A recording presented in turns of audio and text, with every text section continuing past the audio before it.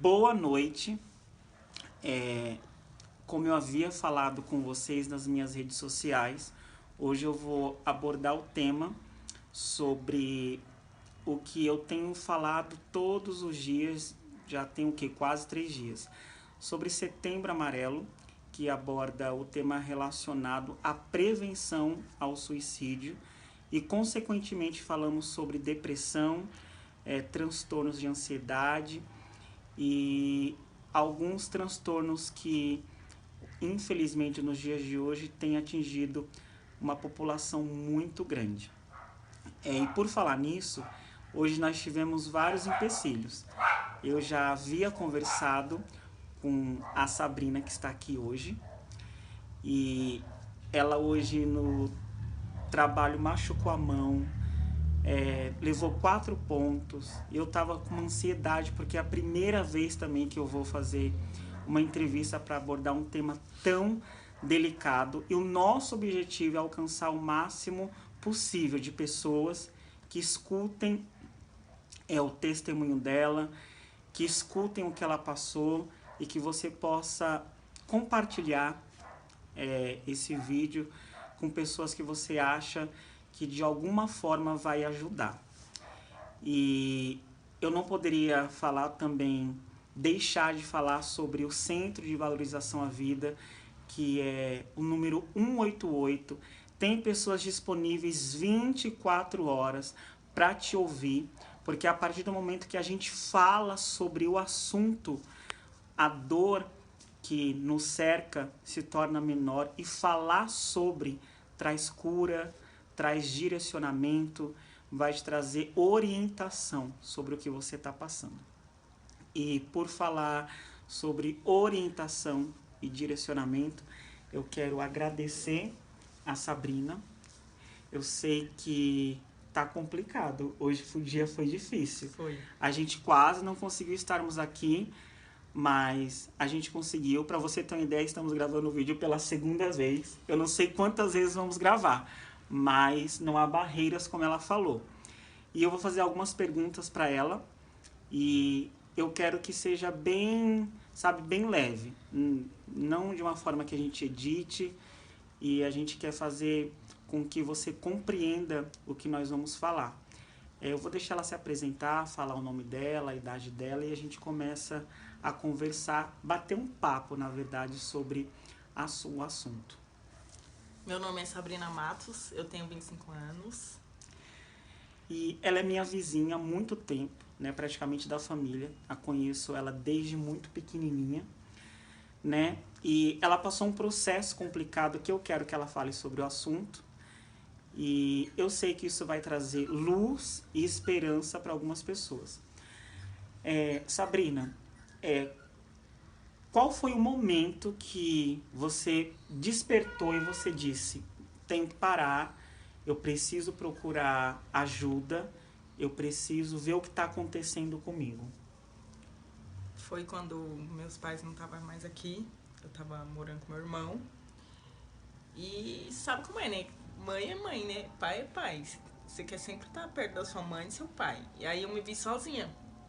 Mas eu tinha meu irmão, mas não é que nem meus pais. Aí eu trabalhando muito, a correria do dia a dia, e não comia, só trabalhando, não saía com amigos. Eles me chamavam, ai, vamos no cinema, sai. Eu não quero, não tô afim. Aí já fui percebendo que eu não saía, só trabalho. Todo dia, casa, trabalho, casa, trabalho, casa, trabalho. Tinha festa de familiares, eu ia assim, mas só ia um pouquinho. Aí já ia pra casa. E eu fui percebendo que eu fui perdendo peso. E as pessoas me viam na rua e falavam, nossa, como você tá magra. Aí eu já ficava como? Triste, né? Triste, porque imagino. As pessoas me vinham, já não falavam, oi, tudo bem? Tá tudo bem? Não perguntava, só falavam, nossa, você tá magra. E aí quando você... como a gente fala, o seu corpo começou a dar sinais.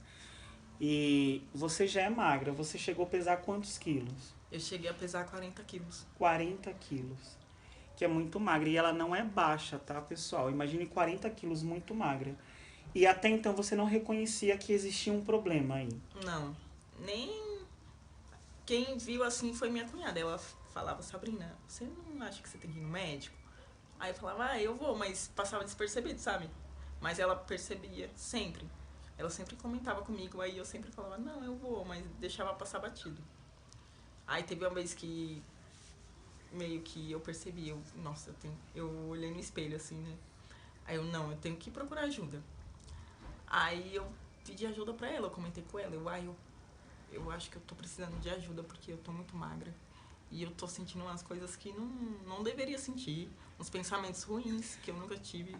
E esses pensamentos, o que vinha na sua cabeça? Que eu tava andando na rua e eu tava sumindo. Eu não podia ver uma ponte que eu queria pular, eu não podia ver um carro que eu queria entrar na frente, sabe? Então, assim, era pensamentos suicidas mesmo. Sim. Então, a gente tem que parar para analisar. Você já estava emagrecendo, seus pais não estavam morando junto com você ainda, né? E você estava numa vida muito corrida, muito trabalho excessivo, sem se alimentar, e até o momento que você começou a se sentir sozinha. Podia estar diversas pessoas do meu lado, mas eu tava sozinha. Me sentia sozinha. Podia estar num show, eu me sentia sozinha. Você sabe, assim, dizer pra gente mais um momento, assim, quando deu o estalo, que você percebeu que você estava, tipo, diante dessa situação, como tudo iniciou, você tem essa percepção? Então, foi no serviço que me deram uma premiação e eu não tava preparada. Aí eu pensei, caramba, e agora? Uma responsabilidade muito grande. Eu fiquei em choque, assim, meu Deus, me ajuda, eu não quero isso, eu não pedi isso. Aí eu já fiquei com a cabeça mil. Então a gente começa a parar para pensar, tipo assim, foi vários fatores, né, que colaboraram. A base, que era o seu pai e sua mãe distante de você, o trabalho muito corrido, uma carga de responsabilidade e você praticamente sozinha. Sozinha. Né? Praticamente sozinha. E aí começou a surgir todos esses pensamentos e esses sentimentos. E é interessante salientar que quando nós passamos por momentos assim, a gente escuta a frase de pessoas que a gente mais ama. E a gente procura o apoio dessas pessoas dizer, isso vai passar. Isso é coisa, não é precisa se tratar, frescura, é bobagem. E às vezes até algumas pessoas até falam assim, vai lavar uma louça que passa. Você ouvia esse tipo de frases, de chacotas? Ouvia e falava pra mim, às vezes, que era coisa da minha cabeça, que eu ia ficar doida. E interessante que isso dói muito, né? Dói porque a gente escuta isso das pessoas que a gente tem mais aproximação, mais carinho. Que às vezes é de familiares e amigos. E isso dói muito e machuca. E aí quando você deu o primeiro passo para falar, não, vou procurar uma ajuda especializada, profissional. Eu falei, eu tentei sozinha, mas não consegui. Aí eu falei, não, eu preciso de alguém que entenda mais sobre o assunto.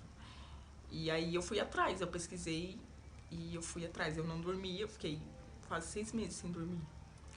Aí eu fui atrás de uma psiquiatra e uma psicóloga. Aí eu fui, expliquei tudo o que estava acontecendo pra ela. Ela me passou uns medicamentos. Aí eu fui seguindo, bebia, comecei a beber os medicamentos e comecei a fazer a psicoterapia. No começo eu não queria ir, eu tava lutando contra. Eu entrei na sala lá e eu não conhecia a psicóloga. Eu falei pra ela, eu não te conheço, eu não sei nem se eu vou falar com você. E eu fiquei lá uns 40 minutos sentada. E ela falou, não, quando você quiser falar, você vai... Eu tô aqui. Então, no começo foi muito difícil, que eu lutava contra. Eu lutava contra mim. Eu falava, não, pra que eu vou lá? Eu nem conheço ela. Tipo, eu vou desabafar algo tão pessoal da minha vida pra uma desconhecida ou desconhecida, Sim. É o que a gente pensa. Mas aí eu fui. Aí comecei a ir. Aí era bom, quando eu ia... Era bom, sabe? Eu não queria ir, mas quando eu ia era bom. Porque eu desabafava, deixava tudo lá. Era bom. Eu só não queria ir, às vezes. Não quero ir. E aí você começou a aliar a ida no psiquiatra com a terapia, passando na psicóloga. Sim. E assim, qual foi o quadro que eles te falaram? Existe um problema e o problema é? Ansiedade e depressão. E aí, quando você recebe essa notícia, dá um baque, não dá? Tipo assim, muita gente acha que não é doença. E é doença. E assim, não é falta do que fazer, muito pelo contrário. A sua vida estava corrida, era muito trabalho, né? E a gente, às vezes, pelo senso comum, acha o quê? Ah, não tem o que fazer, fica procurando doença. Foi diagnosticado como uma doença. E com tratamento, remédios, terapia. E aí, nesse meio tempo, seus pais voltaram pra cá, não é isso? Voltaram. Aí eu fiquei mais segura, assim, poxa, minha mãe vai ficar comigo, vai me ajudar. E eu conheço a mãe dela, e eu me recordo uma vez que tanto ela como a mãe dela estavam vindo do médico do trabalho, porque por conta desse problema ela se afastou para se cuidar da sua saúde emocional, psicológica e também a sua saúde física. Ela ficou afastada e eu lembro que ela falou que passou no médico do trabalho e ela falou que o médico do trabalho foi totalmente insensível com ela e algo que ela me falou que me marcou muito. Ela falou que olhou para o médico do trabalho e disse assim, que se o problema dela fosse um problema visível, ele seria ou teria mais compaixão.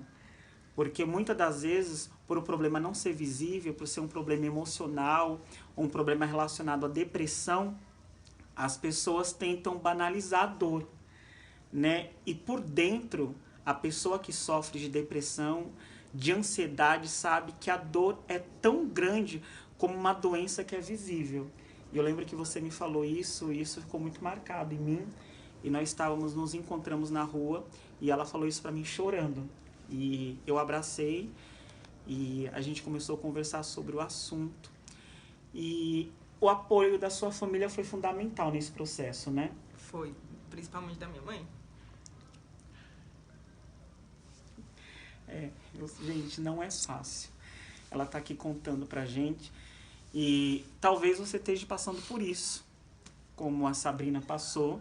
E ela tá superando a cada dia. A gente tá matando um leão, né, Sabrina? Um leão por dia, literalmente.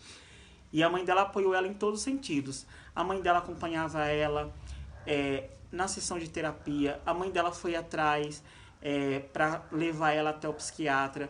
Relacionado ao trabalho, relacionado às coisas, documentos pelo conta que ela teve que se afastar, a mãe dela foi um apoio fundamental. Então, você que passa por esse processo, ou você que é da família que não compreende, apoie, converse, fale sobre o assunto, tenta dialogar. E eu tenho comigo assim, Sabrina, quando a gente está mais chato, quando a gente está mais irritado, é onde a pessoa tem que insistir em se aproximar. Porque é o momento onde a gente está num pico de ansiedade ou de depressão, há tempo de cometer uma loucura. E às vezes onde os familiares se afastam, os amigos se afastam porque não nos compreendem. Eu acho que é aí que a gente tem que tentar com cautela, muito amor e carinho, conversar sobre o que está acontecendo e oferecer ajuda. Então hoje você faz acompanhamento na psiquiatra, continua fazendo a terapia, continua tomando remédio? Não. Então já está livre do remédio, que já é um alívio muito grande. E voltou a trabalhar, né? Sim. Ficou afastada há quanto tempo? Fiquei uns 6 meses. 6 meses. E nesses 6 meses eu sempre via ela e a gente sempre conversava. Agora eu queria fazer uma pergunta crucial.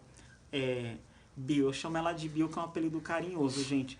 Qual foi o momento, assim, o ápice que você falou, meu Deus, eu acho que eu não vou conseguir? Você teve esse momento? Tive. Eu já tava esgotada.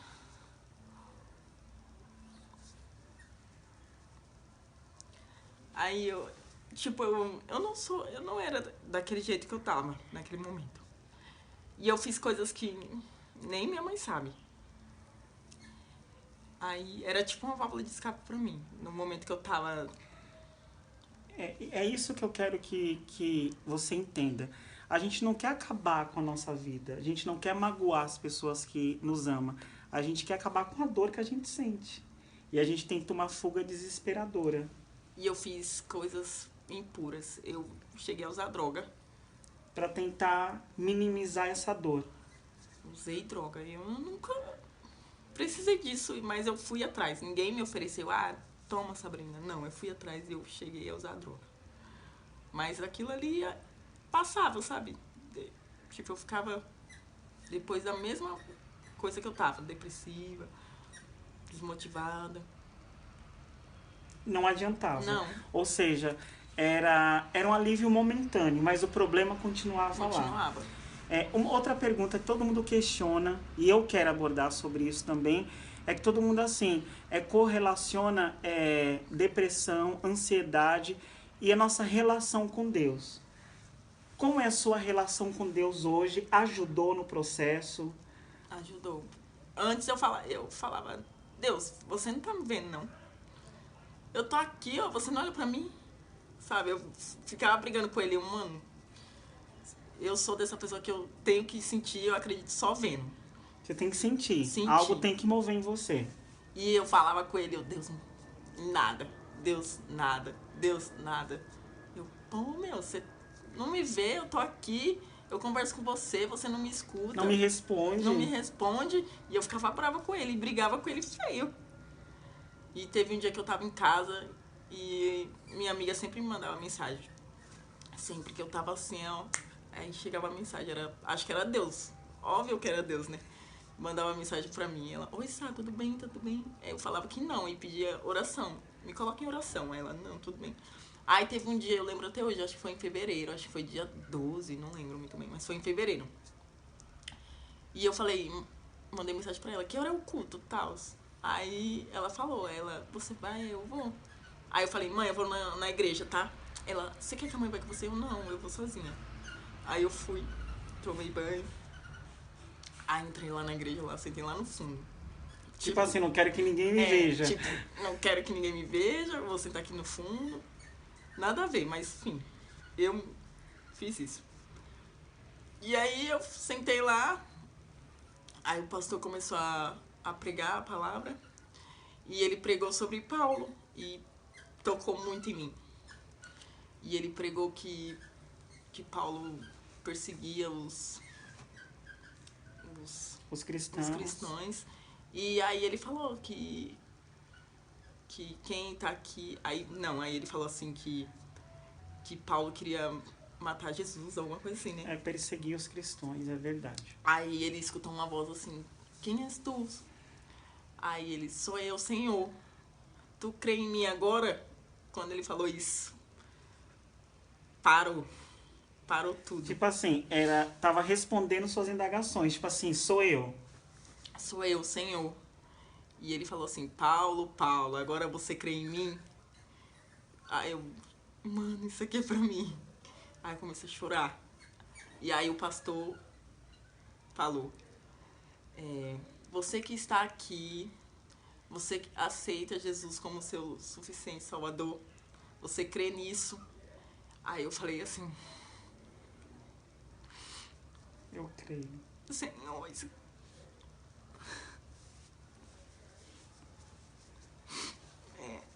Senhor, perdoa todos os pecados e escreva uma nova história. Aí, nossa, mudou minha vida. Eu senti a presença do Espírito Santo. Nunca tinha sentido isso em toda a minha vida. Meu Deus, eu fiquei assim, mano do céu, não acredito. Tipo assim, foi algo que preencheu aquele vazio tão grande que existia. Foi. Que muitas das vezes a gente busca, como você buscou o válvula de escape nas drogas e não conseguiu, tipo assim, veio e preencheu.